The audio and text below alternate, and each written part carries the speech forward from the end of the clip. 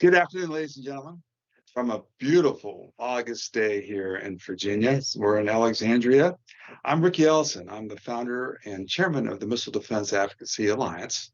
We were founded probably 20 some years ago, and our sole mission is to make our nation and our world a safer place with the deployment, evolution, and development of missile defenses.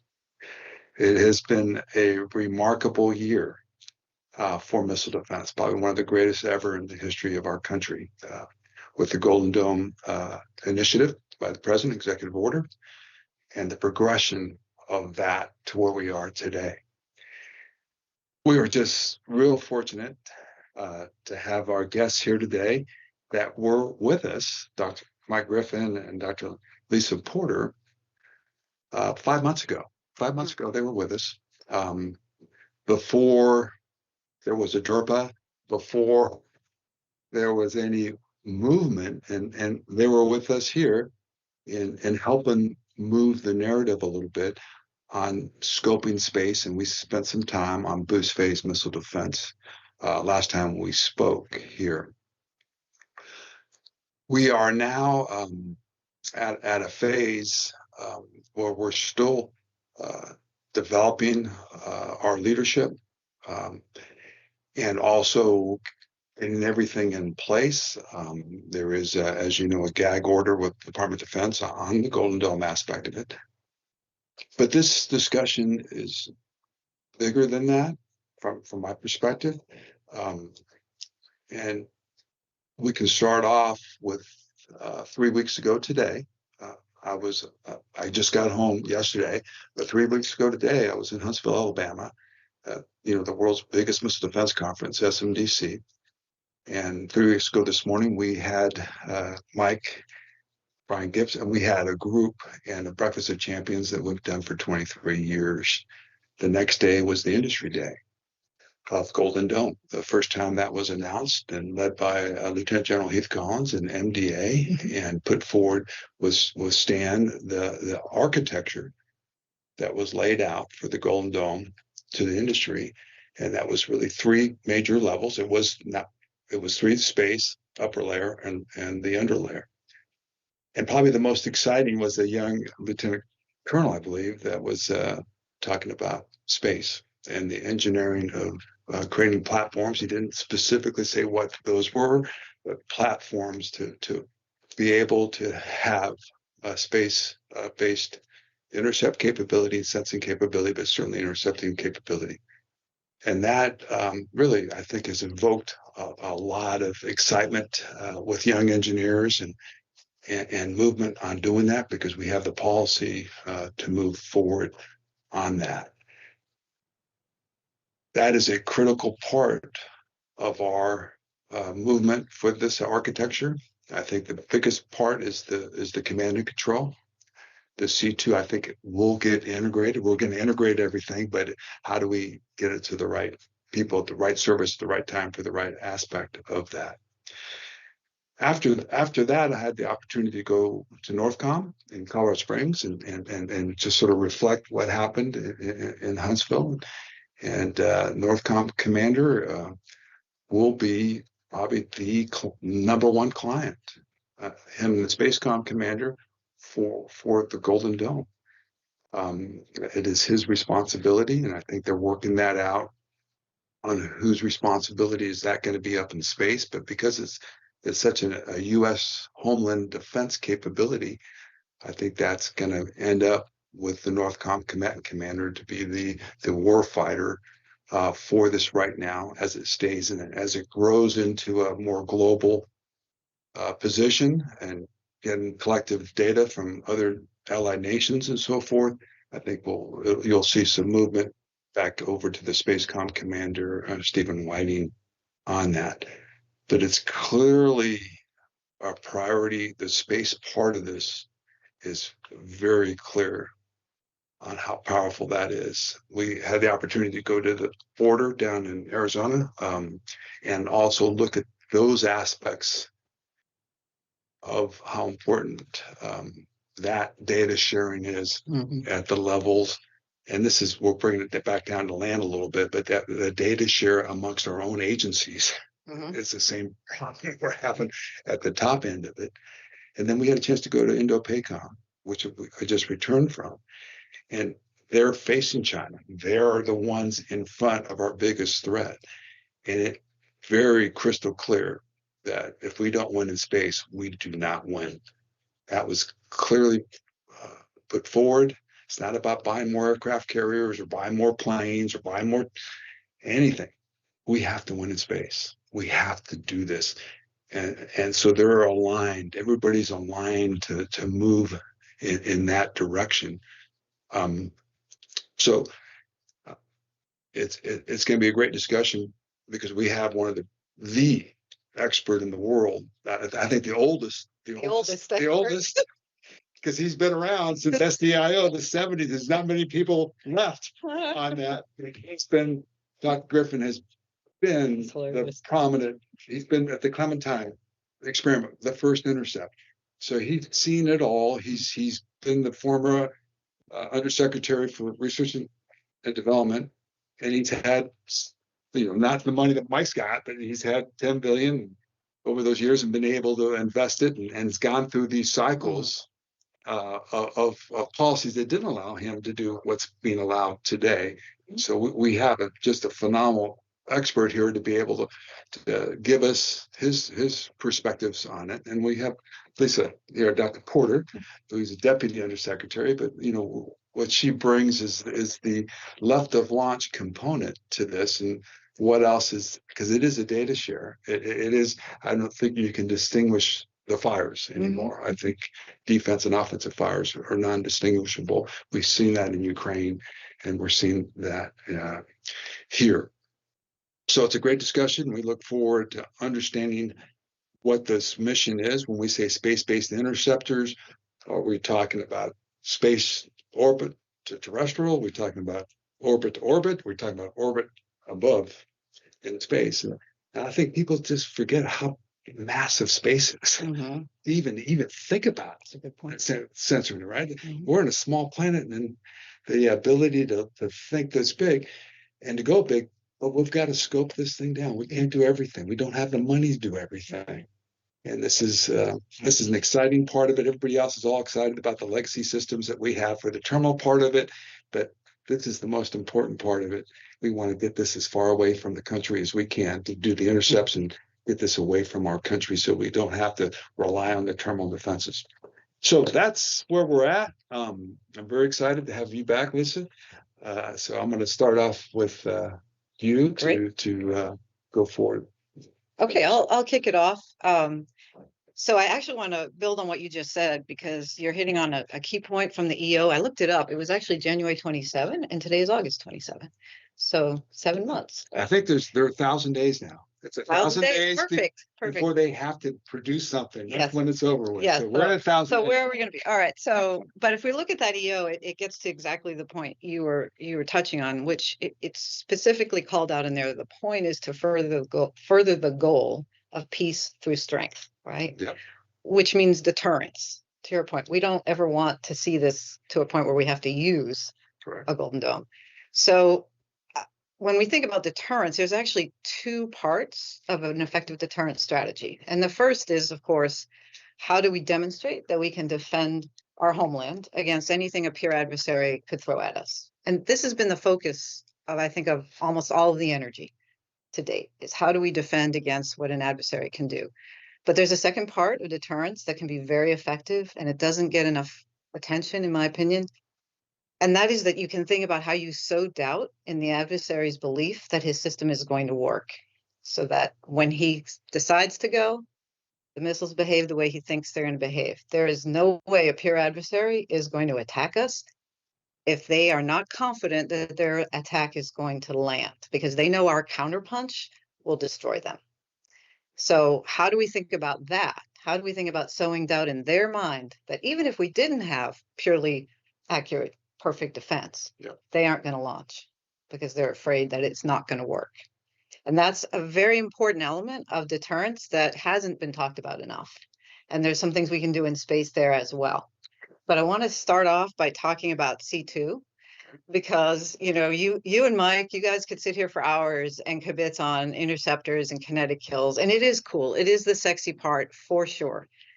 But none of that's going to matter if you don't have the underlying command and control. And so we were thrilled. Mike and I were both thrilled when Gutlein came out and said that was his number one priority. Yeah. I mean, we did a little rah, you know. We were You tell excited.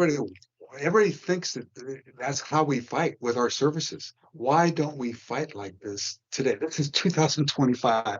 Why are we? Well, there's a lot of challenges, right? And rather, so we could spend an hour talking about how we got to this point, but I think what we need to do is say, wherever we are right now, what do we need to do? And that's why I liked what Gutlein did. He put it right out there.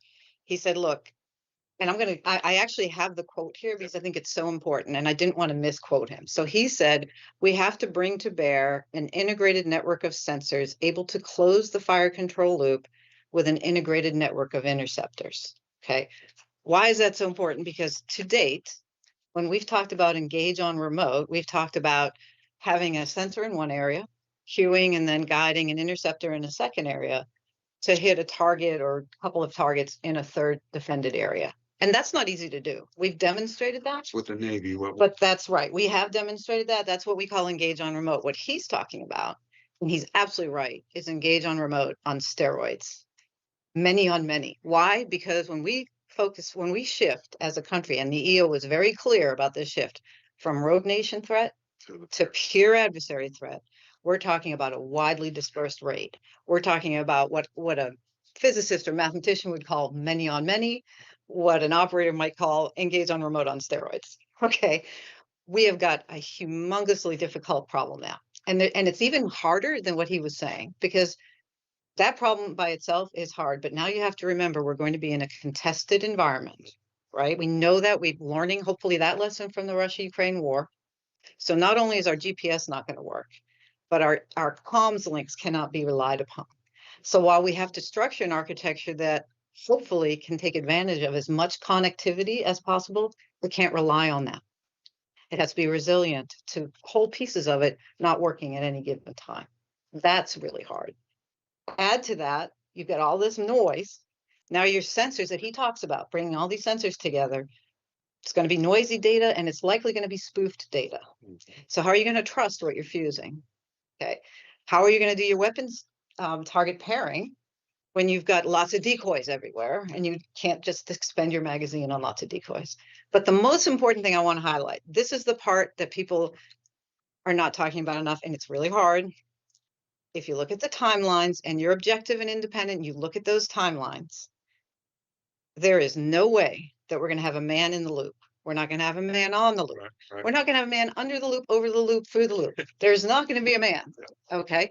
This is an uncomfortable truth, but the timelines do not support anything other than distributed, decentralized, and fully autonomous command and control. And now that can be done in 3 years. In we are going to have to get after it. We are going to have to get after it. Can we get this done in 1,000 days? Can we? We are. I it's got the authorities. I think with this country, if we do it right, we can do just about anything we put our mind to. Is there a physics reason why we can't do that? No. And so whenever the answer is, I don't see a physics reason we can't do that, I say put our best engineers on figuring out how to do it. But see, you can't just focus, and you guys are going to talk a lot about interceptors. I'm not going to take that away from you. But if you're somebody who's more of like C2 and comms and you think more about data, this is sexy and exciting. Because if we can do this, holy mackerel. I mean, honestly, that's a weird quote. The cloud. It's not the cloud. It's decentralized. Right. This still has to move that kind of information with compute power. That you've got to have. The military's got to have their own clouds or whatever they have. So you're touching on a point that's really important. And so this is where it's got another uncomfortable point I'm going to make. That's obvious when you really internalize what I just said. That means there's no common operating picture. There is no longer going to be a command center where somebody has visual picture of everything going on in real time, because everything's going to be decentralized. Everything's going to be disaggregated. What's going on? You are not going to have the timeline capability to get everything back. Right? So you've been pulling on the data construct, a really important point. There's all the culture and the policy, yes, but technologically, for those people who might be listening, who are really into data and how you structure it and how you pass it, You've got to structure that data so that it's amenable to machine, to your point, not machine to And human. it's got to be tagged. It's got to But be. it's got to be done in a way that I don't care what the ontology is for a human perspective. I don't care that a human understands it. The human's not in the loop. It has to be optimized for machine to machine, right? And I just want to point out for those who think that I'm exaggerating on the autonomy, Mike and I, before Golden Dome was a thing, when we were only focused, and we should still be focused on Indo-PACOM theater, to your point, they're at the pointy end of the spear here. We were looking at the hypersonic threat seriously, as you know. That's been a passion of ours for a long time. And we asked ourselves, let's do the kinematics math. And it's not that hard, honestly, to say I've got one interceptor, a glide phase interceptor, going after a hypersonic target. Okay, how do we think about this? Well, it's going to have in-flight target updates, but the time between the last time it gets its last in-flight target update and the time it actually acquires the target to go after it, if it's going to hit that target, that time window is less than about 7 seconds. Even if I give you 10 seconds, now we're talking about seconds for one interceptor on one hypersonic missile. So what I've just said about autonomy also applies to Pacific theater. That should be a very daunting and call to action fact that people need to absorb. There is no man in the middle in the Pacific theater against the hypersonic threat that the Chinese already have. So we got to get after full autonomy. And there are, to your question, can we do this? There are lots of smart people out there who understand autonomy. They understand networks. We have very complex networks today that are designed to be resilient. We've got to start bringing in those smart people. We can't just think about the traditional way of thinking about things. But one thing I will tell you is that a current system for defense against rogue threats, the guy sitting in the chair, the man in the middle in a centralized control room, that is gone. And we can't band-aid our way there, starting from that. Are you familiar with this, the Assault 1, Assault 2? Of course. So that's where that was going, right? That's evolved to JFN. So JFN was a first cut, but there was still, I will just say, from our familiarity of it, there are still assumptions in there that make it a little easier than the problem we actually have to deal with, in particular, the timelines. And the many on many that Gutlein is emphasizing. Yeah. The many on many. We can't start by going, well, we'll just wish away that part. We'll just assume they're going to launch 1 or 2. No.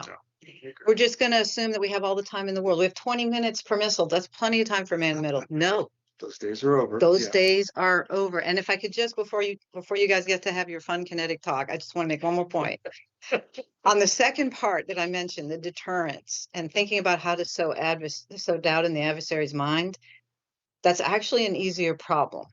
Okay, it always is. Think about cyber. The offense is always easier than the defense. So how do you think about sowing doubt in his mind?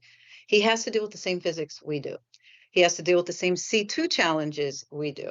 He's going to have to assume a contested environment, which means he's going to need IF2, in-flight target updates, for his missiles, even against fixed targets. Okay, so how is he going to be doing IF2? Well, if he's only doing it from terrain or maritime, he's vulnerable. He's going to need IF2 in space. China's not going to attack us without IF2 in space. How are we going to exploit the guys? Second, he's going to want fire control in space. He's going to want tracking in space. He's going to want all the things that we need. Let's start thinking about how we disrupt that capability and how we message to them that we have anytime disruption capability against their C2. So we basically tell them, you don't control T0. You think that was part of Golden Dome? Right now, it doesn't seem to be, but the EO says left of launching, everybody has laser focus on, oh, that's boost phase. No, read the actual items. That's the warfight. Wouldn't that be more space comm? That would be a much bigger problem. It's bigger than the US, correct? We would want, of course, in all of this, it would be nice to have our allies involved. Absolutely. Hands down. But what it really is you also want people who think more like the intelligence community, who like to say, if we do our job, there will be no war. Okay, and what they really mean by that is we're going to try to set up a situation where the bad guys are not sure. That's what sowing doubt is. And if they're not sure, they're not. I mean, they've read Sun Tzu too, okay? They are not going to attack the moat if they're not 100% sure, or at least 95, that they're going to kill us, because they know we will destroy them if they don't succeed on the first punch. So that's the mindset we've got to adopt, Riki. And I don't think we've done enough there.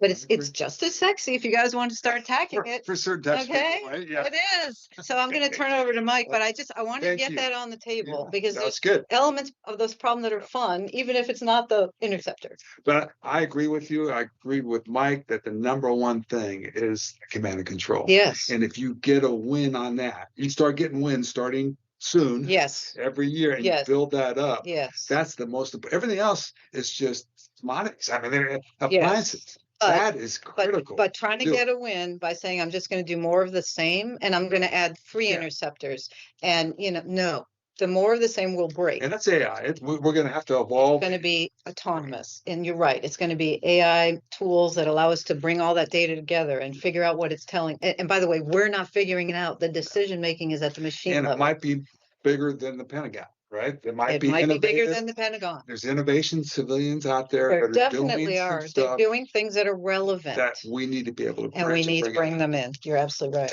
To create this team. Absolutely. Okay. Okay, good. Mike. All right, Mike. We get to get into the now. You stuff. guys get to do your kill. How you want to define? You're making it sound as if I don't agree with what you were saying, whereas I no, I know you do. I know you do. I know you do. How do you want to define space intercepts for this discussion? Do you want to just okay, define it the way you want to define it? So let me start by saying that you probably are going to have great difficulty finding anyone who is a bigger advocate of space control by the U.S. and its allies against our adversaries than I am. Okay. As I've said in so many speeches, my model is that the United States would have the capability, not necessarily the intent, but the capability, like until recently we had with the Navy, where anywhere on the world ocean, if you're a big enough problem for us, we can make you go away. And for us, the consequences are political, but you're not involved in the discussion because you're gone. That's a capability that until recently, when we allowed the rise of China, that we had. It's also similar to when the U.S. declares a no-fly zone over somewhere in the world. If we say that there's a no-fly zone, you're not flying. And not that I want the United States ever to be overtly hostile to others. That gains us nothing. But those who think that they can challenge us in space should know that we have the capability to make them go away. And again, there are political consequences to that, and I get it, but the capability is what is significant. And we don't have that today. And we don't have it. So let's make clear we don't have the ability. So I'm an advocate of the U.S. having space control in a world where we have adversaries who seek it, clearly. And they are demonstrating some of it, trying to do so, correct? Yes. Now, that said, I've been clear, frankly, for decades, that specifically going after ICBMs, boosters of one type and another, is basically a fool's errand. You have a very low probability of any given interceptor being space-based interceptor being close enough to a booster to get it before it burns out and becomes a mid-course object. I know the timelines of our own ICBMs, and I know the timelines of adversary ICBMs. I won't say them here, but this is not a profitable task. And I'll get to then the consequences. When's that cross line? Is it, upper? Well, it boost, or is that when it gets into mid-course it becomes? Well, mid-course objects are quite different, and I'll talk about that in just a second. I just want to lay. I'm trying to create the frame here. I'll let you go. No, it's okay. So you can certainly tune orbits to make sure your interceptors pass over given sites, but then that means that you're leaving other places empty. Not a good idea from my perspective. With a reasonable sized fleet, the odds are just very low. As I said when we talked in March, sub 1%, that you're going to get a shot at a given booster. So then that has design consequences. If you say, I want the United States to demonstrably have the ability to control space, again in conjunction with our allies, all right, then Well, to control it means if you're talking about kinetically, and I do want to pay respect to Lisa's points about not everything needs to be kinetic. There are other there are mission kills as well as kinetic kills.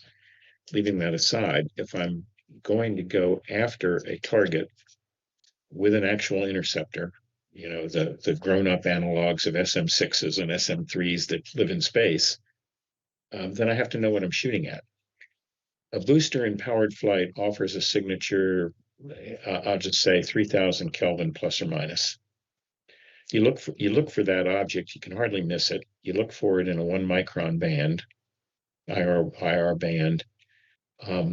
You need certain control algorithms on the interceptor that can basically lead the duck in flight. You can't get into a tail chase, so you have to be able to go after an accelerating target, which means that you have to have time to go. So from an intercept guidance point of view, which is a subject I used to teach actually, you need certain kinds of sensors and certain kinds of algorithms to pursue a successful intercept. If that target happens to be within your range while it's still boosting, it's a pretty easy kill. If you think you're going after mid-course objects, because that's where, following the Willie Sutton rule, that's where the money is, right? Speaking about robbing banks, the mid-course gives you much more time. You have 10 or 20 minutes. Even for relatively shorter range missiles, you'll have many minutes. So you have a chance for your interceptor to get into the fight. But a mid-course object is going to be something like room temperature, maybe a little bit more, maybe a little bit less, but you're going to be looking for that object in longer wave infrared. Totally different sensor suite, totally different intercept problem. You're not going after an accelerating target. In that environment, augmented proportional navigation will do just fine for you. Completely different set of math. All this is to say, if you say, I want a space-based interceptor fleet, and I haven't even gotten into cost trades yet, but if you say, I want a space-based interceptor fleet, you have to decide in advance what you want it to intercept. Correct. Yeah. And the decision about intercepting boosters leads to a vastly different design conclusion than one that goes after space objects. Now then, if you're going to go after space objects that are missiles, you have to assume that the adversary knows you've got this. He's going to deploy his reentry vehicles as quickly as possible, along with all the decoys he can do. Right. So your interceptor design should feature a multi-kill vehicle approach. You see a threat cloud out there, you have some limited ability to discriminate a real thing from a piece of trash, okay? But you're never really sure. So you're not looking for a 30-06 to take out one target with one shot. You want something more equivalent. I'm just using a gross analogy here. You want something more equivalent to buckshot, where anything in the threat cloud you're going to go after. Our defense industrial base can build either kind of interceptor. The government need to tell them what kind of interceptor we want them to build based on what's a realistic problem. Because discrimination is as yet an Mike, the one thing you missed was the hypersonic, because that's got. I haven't touched that yet. Yeah. But what do you? So I'm done with space intercept. But can space intercept do hypersonic? Great question. Awesome question. Again, everything's a probability, but probably not. Okay, because to do a space intercept against a hypersonic target. Let me summarize some of the challenges. You have to have your interceptor has to be a reentry vehicle. It's not going to be able to see the target while it's undergoing reentry. Right. If you use a relatively shallow angle entry, something you might get with a delta V on board your interceptor of a few hundred meters per second, then you're going to be using a timeline that's something like a half an hour from where you see it to the object. The hypersonic round has hit its target before you get down to it. Yeah. If you're going to use a lot of delta V on your hypersonic interceptor, say 2 or 3 kilometers per second, that can give you a much steeper angle of entry, which is an incredibly challenging task. Okay, your interceptor is going to be hot. It's going to be pulling very high Gs. It's not going to be able to see what it goes after until it gets past the reentry pulse. It's an extraordinary challenge, even if you are positioned to be able to get it at all. So if we're going to intercept, great explanation. I mean, this is education. The best technical opinion that I can give you, and I'm nothing but an old engineer. That's all I ever claimed to be. The best technical opinion I can give you is if you want to get hypersonic targets, you need to have interceptors positioned on the ground or on the ocean. And on the ocean, please. Pardon? And And I'd like both. Yeah. On the ground and on the Yeah. ocean. I see. It's not an or. I want them. Right. And in the air, if you could. Yes, you're going to be engaging on remote. Yep. Okay. Just like we talked about. Because the hypersonic round has to be engaged in its own mid-course flight, its gliding flight phase, because if you wait till terminal phase, the adversary is going to be pulling, and we've measured this 20 or 30 or more Gs. You're very unlikely to intercept that target, so you want to get it in its mid-course. All right. That means you're going to be engaging it at altitudes of 30 to 40 to 50 to 60 kilometers of altitude. So to get into that battle space, you're going to have to launch well ahead of when he's in your target area in order to get there in time. And then, as Lisa pointed out, the adversary can maneuver. The adversary And can will. maneuver And will. Your interceptor has to be able to go after him such that when you get into active range, he's within your basket. Yeah. All right. And I think we sold that. I think you got that completely clean. So if Yeah, I that is important, Riki. It's important. give me one more sentence. If you take something like an AMRAAM radar capability, and again, I won't cite the parameters, but I know them. If you take something like an AMRAAM radar capability, which is about the most effective air-to-air radar we have, and say, okay, I can probably put something like that on my glide phase interceptor, I'll even let you scale it up.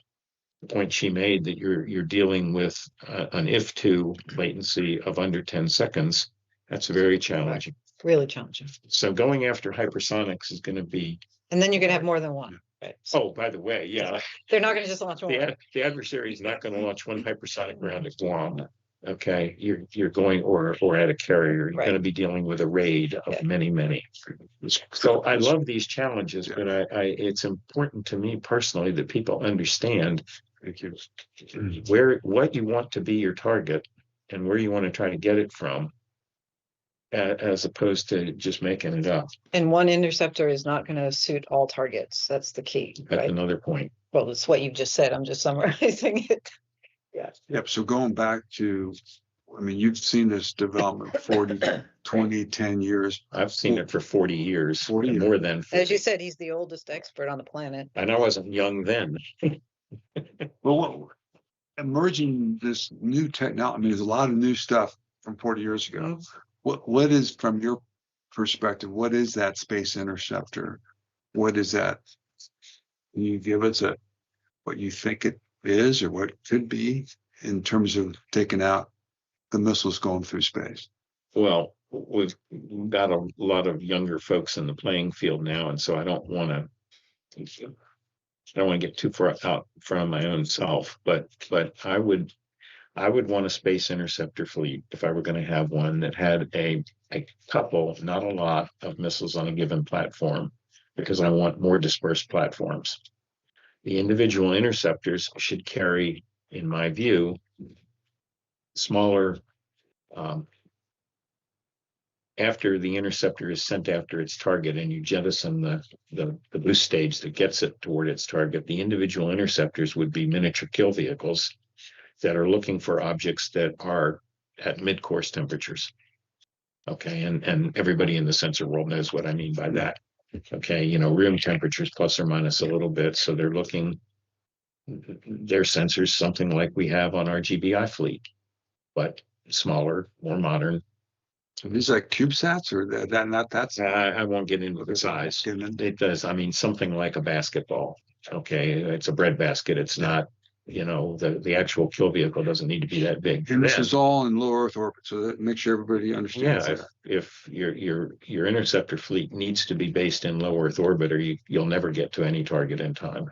Now, after that, you have to have, and this is critical part of the command and control, you have to have an interceptor with these multi-kill vehicles that can coordinate among itself, because you don't want all of your individual kill vehicles going after the same target. That's the AI she's Yeah, talking about. that's right. Yes, More back complex. to That's what right. she was talking about. So you got two problems. The first is an interceptor, a given interceptor is targeted for a given threat cloud, which contains real RVs and lots of ash and trash from separation events, plus deliberately placed decoys. You do your best to sort that out, but basically if it moves, you're going to try to kill it. Then you have the point, one more time, as Lisa has mentioned, you have the point that this is a raid. You're not looking at one Chinese ICBM trying to take out San Francisco. Yep. All right. You're looking at a bunch of ICBMs, or they're not even going to start. Right. Okay. So you can't have, you have to have interceptors that can coordinate again among themselves so that we're not all aiming for the easy target. What's the capacity of the number of low Earth orbit satellites you need for this? Well, I'm not aware of any studies that have concluded that you can do what you need to do with less than a couple thousand interceptors in space. Can you clarify? Now we need, at some point, we need to talk about the cost trade. Before you get into that, just for the population, is the debris from this a problem?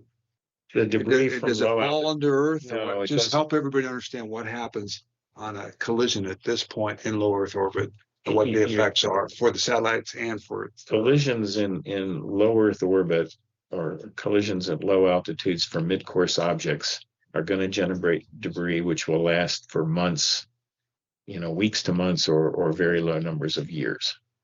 In higher orbit, will that affect the other satellites? Sure. Will that fall into Earth? If somebody starts a nuclear war, my first concern is not going to be debris.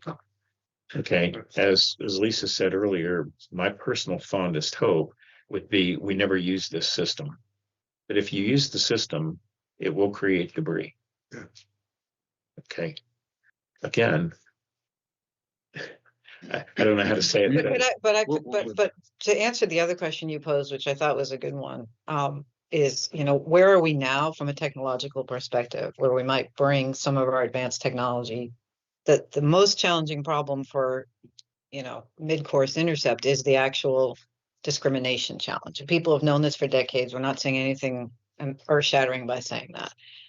And people have tried to solve it primarily with thinking about, for example, two-color or multicolor, detection, so I can do fancy discrimination. But I would like to see, as part of the focus of, let's take the really smart brains in the AI/ML community and ask them to think about how they might solve it using some very advanced techniques. Now, it's going to be a hard problem.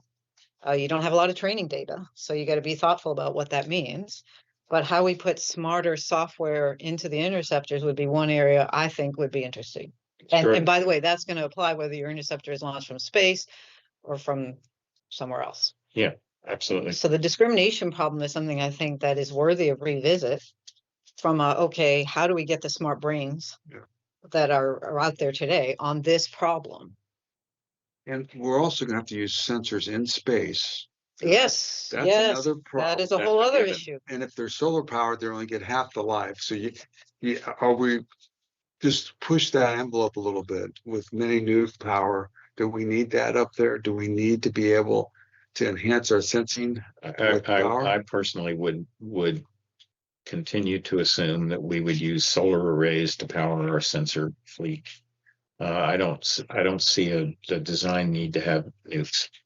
Okay, but the fusing of that data is still largely unsolved. The SDA has put a lot of effort into showing we need those tracking sensors, right? Okay, but how exactly do you combine all that data and assume the adversary is messing with you? And there are ways to mess with AI. You've heard the term poisoning, right? Other terms of art that have to do with how I sow doubt into your ability to actually fuse the data and get a real picture. And again, we have to think about those tools and techniques that the Russians have taught us about Ukraine, for example, in spoofing data. It's a very effective technique, and it applies to that as well. It does, but you will have to have a space. Oh, you will. Fleet. You will. I'm just saying you're going to have to think about what they will do. Operate in the context of the. Yes, you can't assume an idealized situation. So, Mike, in 1,000 days, in 3 years, or a year, 2.5 years, can we have some sort of, from your technical perspective, demonstration or capability we can of certainly the space? have prototypes on orbit where we begin to solve these problems that and the very existence of those prototypes and experiments and all that is itself deterring. Right.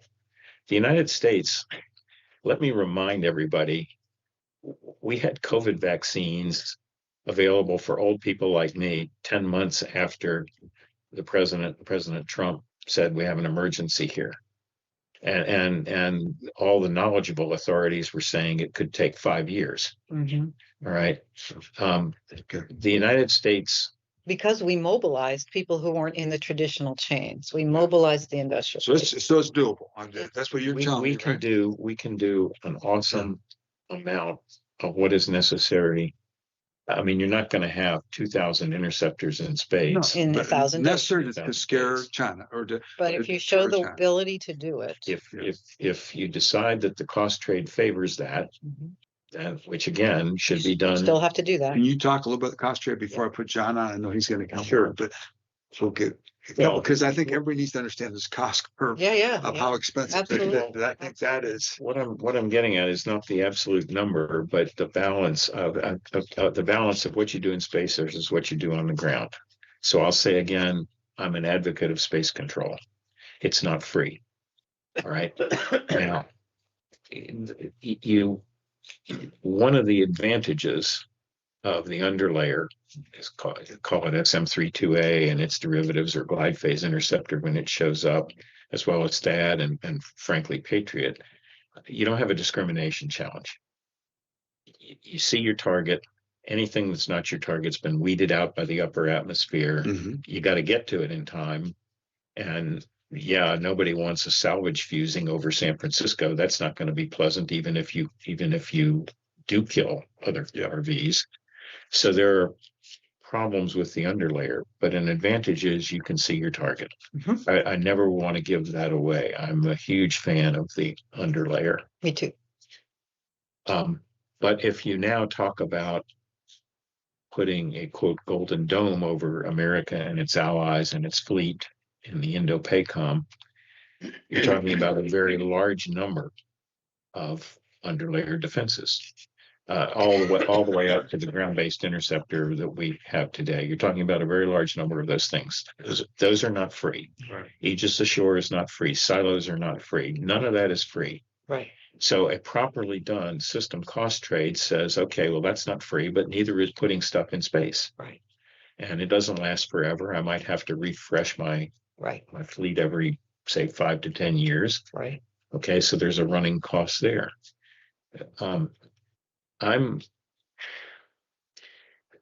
Everyone has joked about how old I am, and I am, but that just means I'm lucky, one of the lucky ones. True.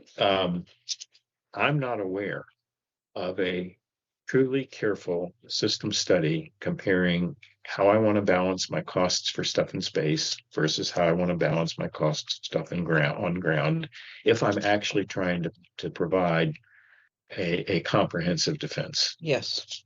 But give it credit because that just came in January. No. I'm not criticizing anyone. Please, I don't want to sound like I am. I'm not criticizing anyone at all. I'm delighted with the president's EO, and I'm delighted with the selection of Mike Gutwein, whom I've known forever, as the director. I'm delighted with all of that. I'm saying I'm not aware that we've done a careful cost trade, and there hasn't been a reason to do so. Right. But before we start out actually building something, we need to understand what we want to build and why we think we want to build it. And if space-based intercept turns out to be something we say we want to do, I want it to be crystal clear to policymakers that this is a better alternative to solve the comprehensive problem than replicating 10,000 Aegis ashores. Right. And I honestly, of my own knowledge, don't know what the answer is, but I think we could figure it out. I mean, not to be stupid about it, but 10,000 Aegis ashores is something we can build. It'll cost a lot of money. It'll take a time, but we have many. I think that what was put out there on History Day was a Guam type.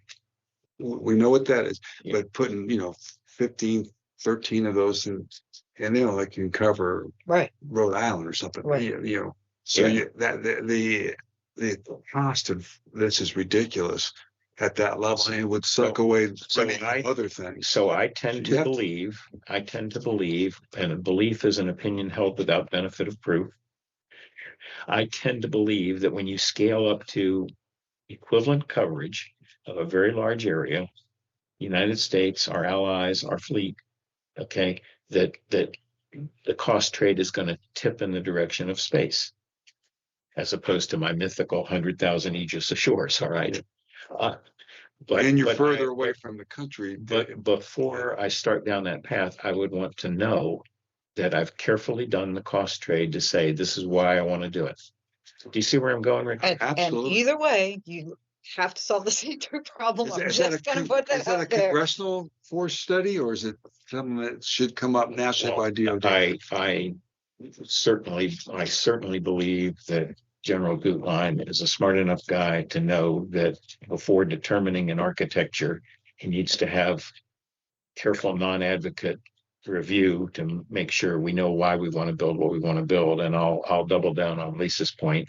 And if you don't design this, there is an enormous difference between what you do for C2 to defend against North Korea or Iran, the rogue nation threat, and what you're trying to do if you have a massive, I'll say, interceptor fleet coming from various places, designed to engage at various altitudes against different kinds of threats, ranging from intermediate range ballistic missiles to ICBMs to hypersonic rounds to tactical ballistic missiles. Right. There's just an enormous difference in the C2 requirements for those two ends of the spectrum. Absolutely. Okay, we're cutting to the time. Ricky, I've done my best. Sorry. It was a great discussion. Okay, John, you got a couple minutes, buddy, before we open this thing up. I think you got 10. You've enjoyed the discussion. I know you have. It's been a great one. Absolutely. Are you able to hear me, Ricky, on the mic? Yeah, we can hear you good. Okay, great. Well, thanks for having me on. It's great to be with Mike and Lisa, two of the nation's experts on these things that have been at it for so long. But just a couple points I'll make, and then I'll turn to ask some questions of them, of course. But I think one thing that needs to be emphasized is the importance of the initiative, because it tends to be at the end of these discussions when you're in the Pentagon or there's competing resources, people sort of throw up their hands and say, look, we've talked about so many of the challenges, and there's a framing bias that exists that you frame the problem as challenge 1, 2, 3, 4, 5, and at the end there is not a perfect solution that negates the threat perfectly.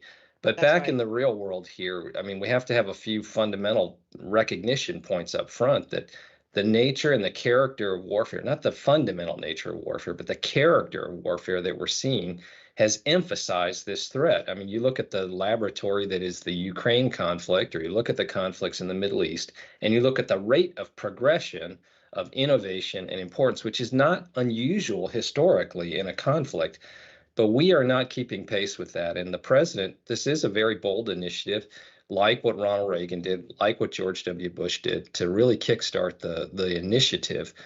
But we're going to have to also now focus on, when you have not done something for a long time, immediately thinking there is a recipe on the shelf, kind of like instant pancakes or something, that I pour it in a bowl and I add water and out comes my product, my solution.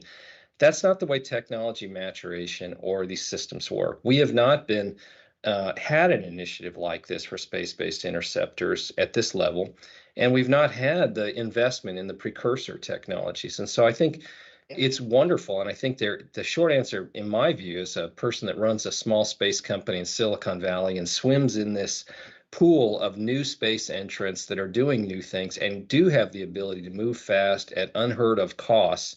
Here at Momentous, for example, that's one of our products behind us that we put in space to do a demonstration to collect solar energy in space and beam the electricity wirelessly to Pasadena, California for Caltech. It was their activity on our satellite. But the ability to do those kinds of things very quickly does exist, but you're not going to be able to do it in a perfect way that is optimized for the Golden Dome mission simply by snapping your fingers, putting out an RFP, making a contract award in 12 months after a lengthy competition, and out comes the intended object, which fits all of your requirements that have flowed down through this lengthy process of joint requirements setting and other things. That traditional approach won't get you there because we've not been investing in that. And I draw a parallel when I was in the White House during the George W. Bush administration and we withdrew from the ABM treaty. Partly why we structured the initiative to begin with a spiral development to field incremental capability upgrades was a recognition we have not as a nation been investing in a missile defense architecture because it was illegal. It was prohibited by the ABM treaty. And so there needed to be a time period to mature that. So thing one I would say is don't let the perfect be the enemy of the good, as the old saying says. Begin with plateau accomplishments to build certain capabilities. And there's a balance, in my view, in investing in the legacy systems, because if you spend all your money there, it's not just the acquisition cost. Manning and operating a ship, manning and operating an airplane, the sustainment and the personnel costs are very substantial. And if you only spend money on today's technologies to exaggerate for emphasis, you will not ever develop the needed technology. So there needs to be a balance between improving and building some more, a lot thicker shield, if you will, of what we have now, but quickly also investing in the enabling technologies to get you where you want to go. I'd say some of the things I really wanted to underscore that Lisa made some excellent points and Mike as well about it's the speed at which you have to take information, understand it, translate it, move it. And that's not going to be human speed, as she mentioned, and I don't think that we have, working now in Silicon Valley and interacting with so many of the AI entrants and the early tech maturation, I personally think we're at the early stage of the next industrial revolution to see the enablement from that. I don't really like the term, frankly, artificial intelligence, because it's really compilations in an automated way of human intelligence so far. The ability to translate things that humans have developed quickly into either solution space to separate signal from noise and things of that nature. But I do think we've got to be able to deter, degrade, and defeat in space, as Mike was emphasizing, for space control.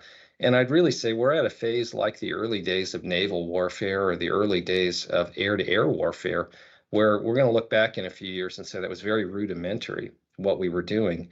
And I think you have to start with one-on-one engagements in a simulated way. But as mentioned, you have to very rapidly transition to non-stovepipe systems that can deal with many on many, as General Gutline's emphasizing. I don't think it's invalid. It reminds me of when I took my early physics or engineering classes, the professor would always say, let's assume a frictionless surface, and then you begin to solve. Well, you have to do that because you're learning. But there's no place on Earth or in the real world that there's a frictionless surface. But this is part of the building blocks of learning. And so in some ways, we have to be able to do stovepiped and simulated assessments, but very quickly transition into the real world. I do think space-based intercept has translated to become much more cost-effective and feasible and desirable as part of a system of systems. I think if you're looking at it to be a hermetically sealed dome that perfectly operates from space, that's unattainium. However, being part of an integrated architecture, I think, makes sense. And what Mike emphasized about the challenges to boost phase intercept, I resonate with, because the simulations I've seen, the period of time in which the booster is boosting, it's quite slight. And I also measured in a handful of minutes. And I also question a little bit about with the utility of that, the cost to do that, to detect it, translate it, understand it, and move an interceptor over vast distances to get there. You're dealing with, as Lisa said, seconds to do that.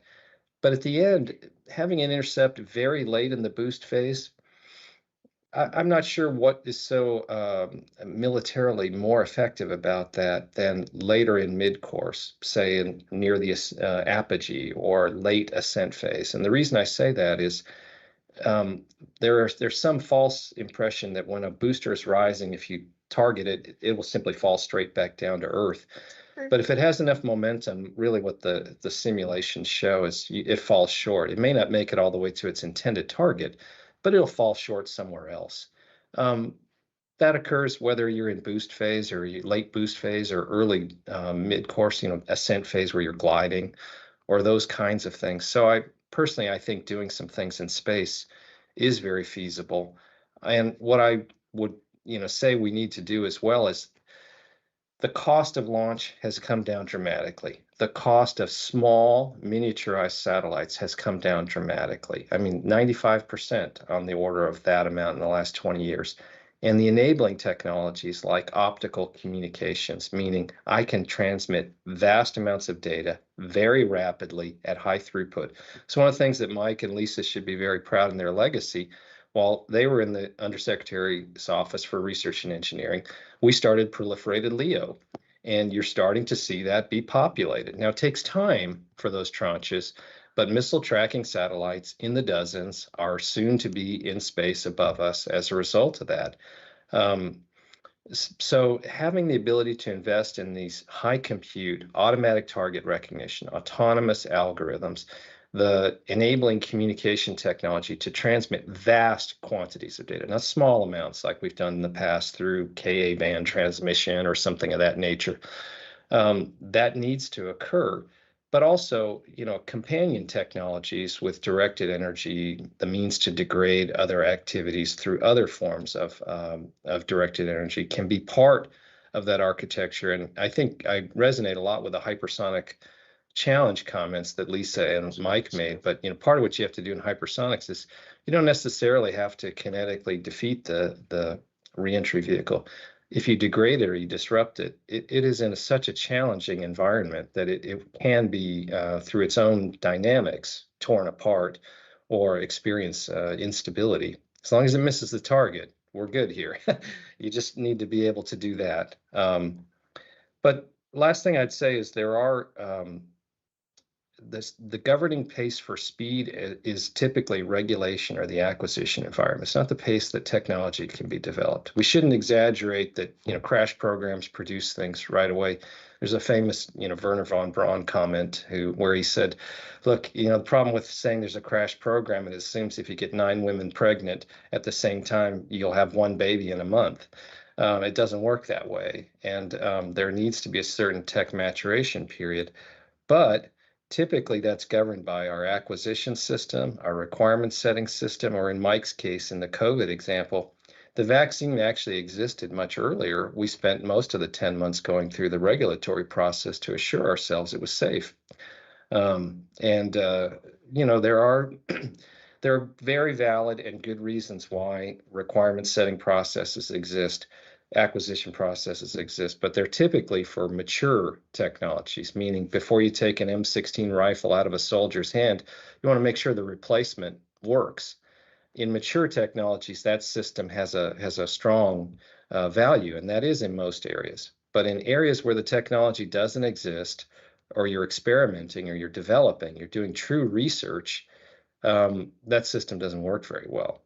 And I still remember the debates, and this is why the creation of the direct report and the authorities General Gutlein has are so important. People like Mike and Lisa and I arguing within bodies in the Pentagon for resource setting, things like we need to invest in directed energy, we need to invest in counter hypersonics. But the countervailing voices are those are not yet very mature. We should limit our investment there. Well, they never become mature if you don't invest sufficiently. So that's where the ability to see a little further horizon, to have the ability to make bets and make decisions about technology areas. That's one of the areas I think General Gutlein can do that. And then the last thing I'd close with is don't let the perfect be the enemy of the good. Begin doing some demonstrations, some experimentation, some learning on orbit, because I think it will really be illuminating about what truly can be done and seed the clouds. But with that, I've prattled on here a bit. Why don't I turn over to you, Riki, and yeah, thanks, Jack. questions. Hey, we're going to go over just a little bit over, but I do want to if you got a couple questions, not all of them, just pick a couple that you bet. To Mike and Lisa. Well, one of the questions, and there were several good ones that we got from the audience, was Mike and Lisa, space-based intercept in very low Earth orbit operating areas. The question was, China is showing a lot of interest in very low Earth orbit. Other people are. Do you think it's viable or not for us to do space-based intercept or support the intercept mission from very low Earth orbit? Well, certainly it's viable. The question is that the best solution? I mean, what problem are you trying to solve? And then I don't start with the perspective as a system engineer that I want to do very low Earth orbit. Now, what's your next question? I start with what's the goal of the Space Interceptor fleet? What are the goals of it? And what role does VLEO have in that? Because it has challenges. You need to be constantly boosting. You're going to have, it's basically an aerodynamic object. Mm-hmm. Long ago, I worked on, that's for scientific mission, a VLEO object, and it's challenging. So, okay, if that turns out to be the best answer, great. But I don't start with the assumption that it is, and certainly not just because that's where China's going. Absolutely. Okay. John, next one. So next question would be, in terms of space-based intercept integrated tests, the question was, we need to do some testing. We need to begin to experiment. What would you recommend in terms of the right way to start doing that? For example, the questioner asks, should we try to tackle non-ballistic threats like hypersonic missiles or FOBSs, operating in orbit? Should the future focus be just ground-based things, such as more advanced ground-based interceptors? Where would you begin your experimentation first to get to the goal for demonstrations, is what the questioner is asking? Well, again, I have no objection to proceeding in parallel, but the extent to which we want a space interceptor fleet does depend on the outcome of a cost trade for an overall system designed to maximize our defense efficacy. But if I wanted to do those experiments, you first have to decide that you are going after mid-course objects, which, as I said earlier, is a different kind of intercept problem than going after a booster, and is again a different kind of an intercept problem from going after hypersonic rounds. So those are just two completely different things.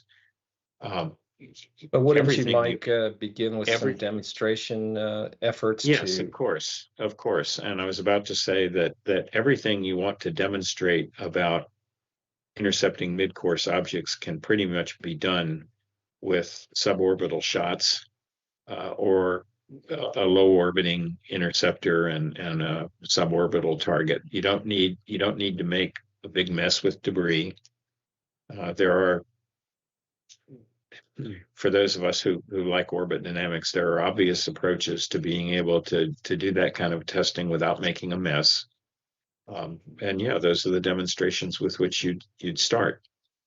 Going after a hypersonic round is a whole different task, but yes, I would want to start with demonstrations of how we can get our glide phase interceptor out into the battle space, which is, Mach 6 or 7 and above, in time to get the incoming hypersonic round when it is maneuvering.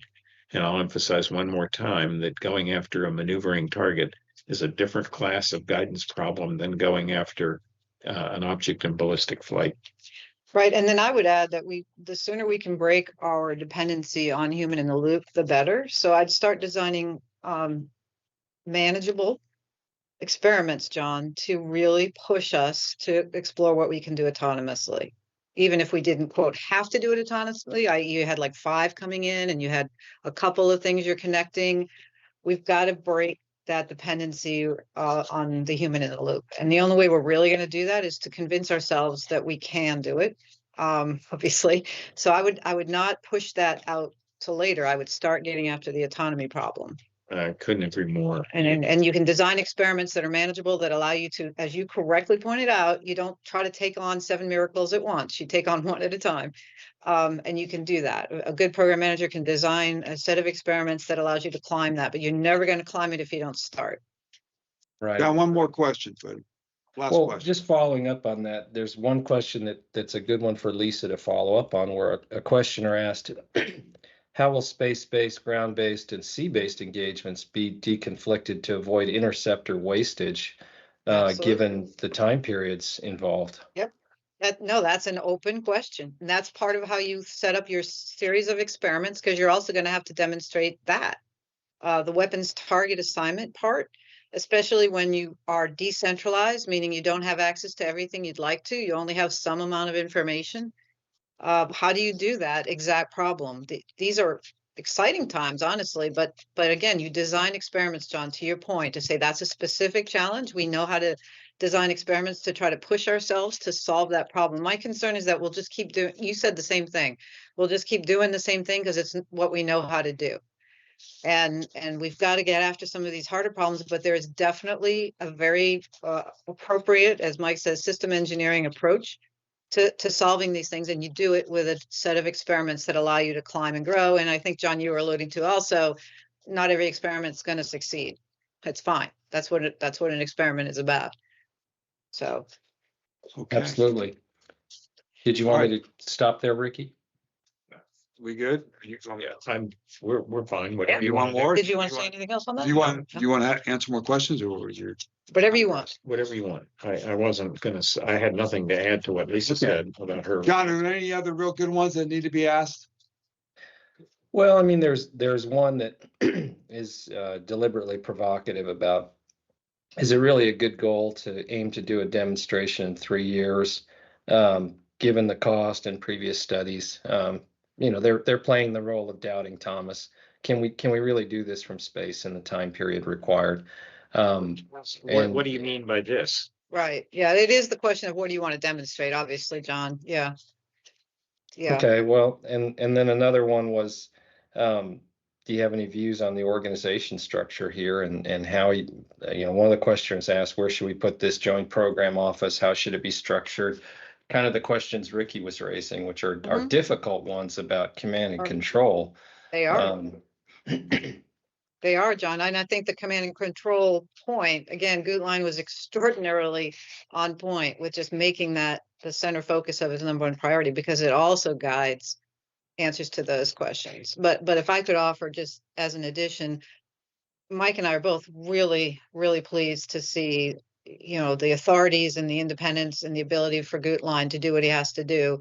But we do hope that he will include and be able to get others outside of DoD to participate as well, and particularly the intelligence community. How they think about that other part of deterrence I talked about could be extremely valuable, and also would allow for some, I think, bone-chilling demonstrations as far as the adversary goes. And if you just think about the FOBs and how they have some doubt in our abilities in the Indo-PACOM theater, right? They didn't demonstrate thousands of FOBs. They just demonstrated a couple, and that was enough to put us back on our heels and go, oh boy, well, we need to be able to do that. And what does that look like? And how do we think about that from deterrence?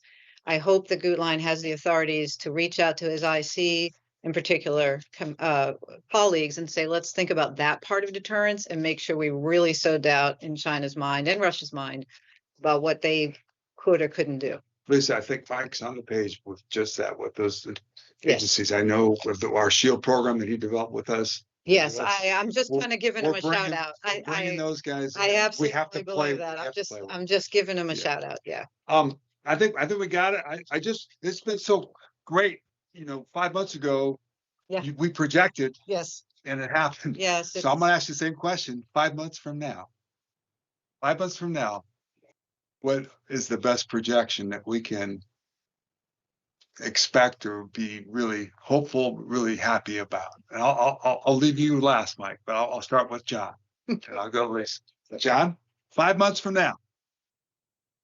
I think significant progress is possible in 5 months in the following ways: that the Golden Dome initiative led by Gutlein, they're still forming up and focused on authorities, structure, people, division of labor, roles and responsibilities, and beginning to solicit input from industry. Good so far.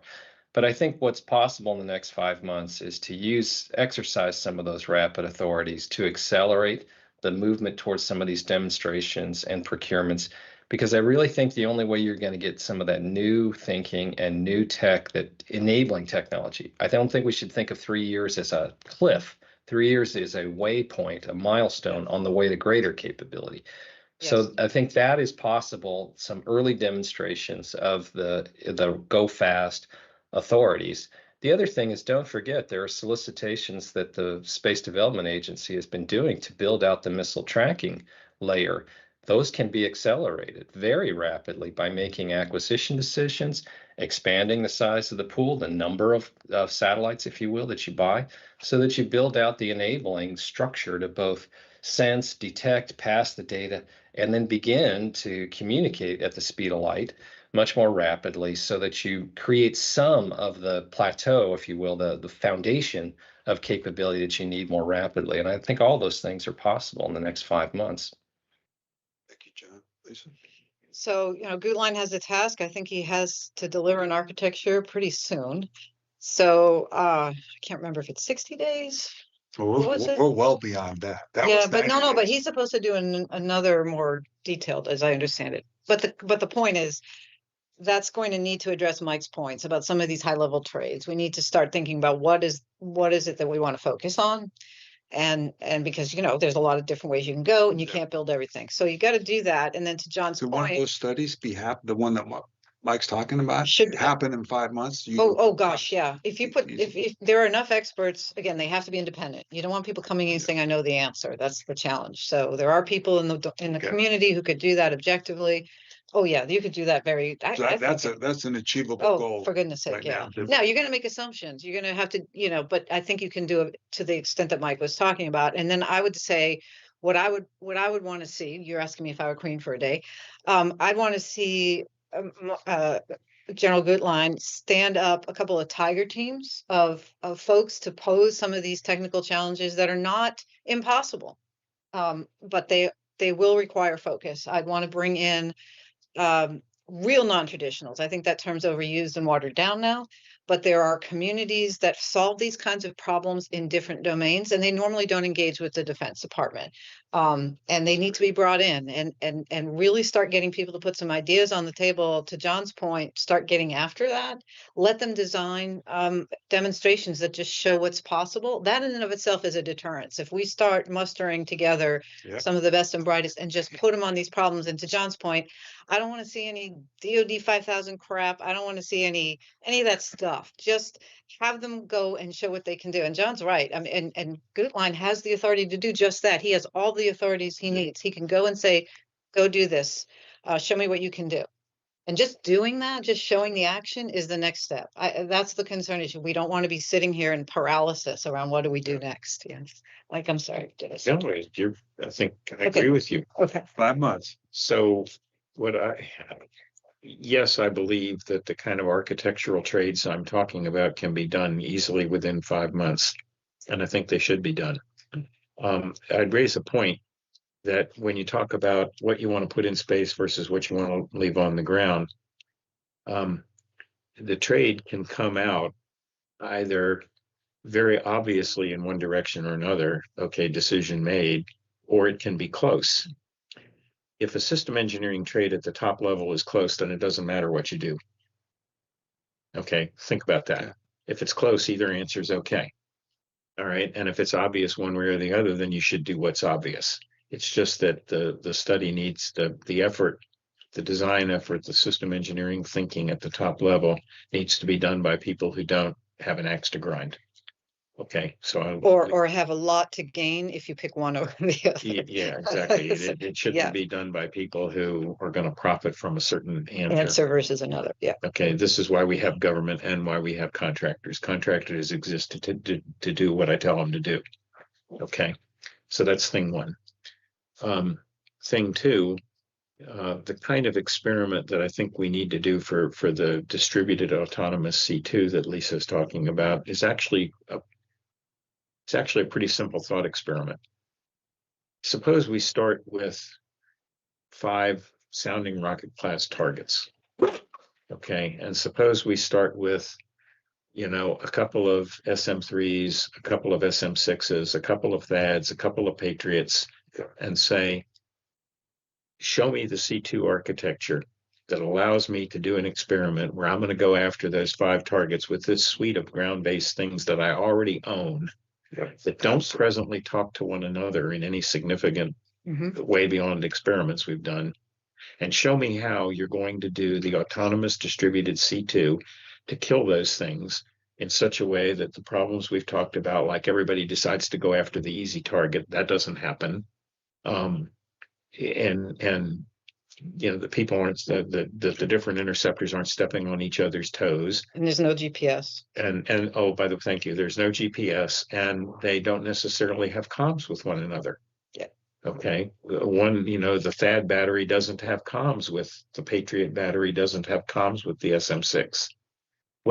How do you just show me you can do that?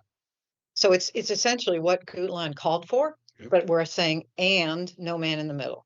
Like, if you can show that soon, that would be a huge step forward. And once you show you can, that's an approach. You've started down a path which is potentially scalable to bigger systems. Yes. As opposed to starting down a path where, we are today with ballistic missile defense, where you do have an overriding capability, and we say we're going to scale that. Well, no, you're not. Right. And everything's centralized. Yeah. I'm going to add my thoughts and yes, please, for what's going to happen in 5 months from now. Okay. So I 100% agree with the cost position of space versus those. That's going to happen. I think on the bigger picture, we have to go public with Golden Dome to the American public. We have to do this. In 5 months, we'll make that choice. And that's not just for our public confidence, but for the threat, for China, to make it real, and be real. And yes, that first C2 can be demonstrated and will be demonstrated. With exactly what you're talking about. If we don't have the American people behind us, we're not going to be doing this, because absolutely it's got to be gone. Not only does it have cost implications, it has massive policy implications. It is a different policy stance by the United States than we have today. And if the American people don't buy it, but that's the rollout has to happen. I know the team's still forming, the architecture's not fully in place. So that's going to take some time. That's what I'm saying. 5 months. We got 5 months here. When all that's ready, then yes, it's got to be pushed to the public on a big rollout. And I think I'm pushing. I believe it's Vandenberg. I believe it's the place to do this. And you can do the experiments of the C2 all over the place, but that would be the center point to go. And then I think yes, you go up to Silicon Valley and you invite the best innovators in the world, and not just Silicon Valley. Remember, they're not all. But you got to start somewhere. But the point is, there's a lot of innovation we're not tapping. So those are big. I don't know if they're as big as what we did 5 months ago to get the authorities and the DARPA. They're important, but this is the time. We don't have time to. Yeah, exactly. We have to. I want to double down on the policy point. This is a major policy shift for the United States to do this. Hopefully, again, with allies and partners, to say that we're not tolerating the current vulnerability we have to adversary missile attack. And that policy is space, just because the biggest one, space intercept, because we've never. That's right. So if we decide that we want to invest in space intercept, that's a huge policy change. But frankly, replicating at the other end of the spectrum, I wasn't quite joking, but it sounds as if I were, my 10,000 Aegis ashores to provide a really comprehensive defense. That's a huge policy implication. And if the American people don't buy into the concept of we're going to remove some of the vulnerability we have toward missile attack. If people don't buy into that, it won't happen. Yeah, absolutely. And I think we also know that there's a lot of threats to the Golden Dome here, because of the money is the power it has. So that's got to be fought as well. But these are great 5-month achievements. We'll have you back here 5 months to look at what happened. Yes. We all good? I want to thank you, John, certainly Lisa and Mike, for taking the time to have Absolutely. We're very passionate about this, as you are, so we're happy to be here. Great discussion. This is educating. This is highlighting stuff that is not circulated, I don't think, to the general public. And I think this. I just hope we weren't boring. I don't think you were boring. Thank you. All right, guys. Thanks, John. Thanks, John. Good to see you again. Thanks for being with us. See you later. See you later.